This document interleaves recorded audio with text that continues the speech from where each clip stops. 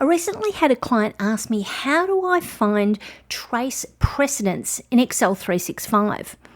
I told her it's usually through the Formulas tab, but she sent me a screenshot of her Formulas tab and it looked a bit like what we see up here.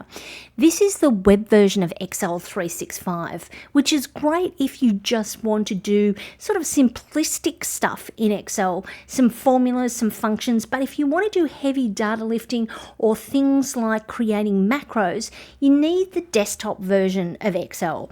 The desktop version of Excel, when I click on the Formulas tab, has the ability for me to trace precedents and dependence, which the web-based version doesn't. So it depends on what you need to do, but you need to know that if you have a license for Microsoft 365, you have access to both the online version, the web version, which is a cut down version of the desktop version of Excel, as well as the desktop version of those programs. So why do we have two versions? Purely because the web-based version allows you to access your files as long as you've got your login details to Microsoft 365. It enables you to check things, make minor edits, etc., or collaborate with columns.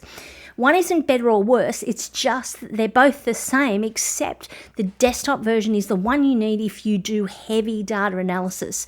So if you haven't got the desktop version, either talk to your IT person or log into office.com and in the top right hand corner look for your details and the option to download or install the apps in Microsoft 365.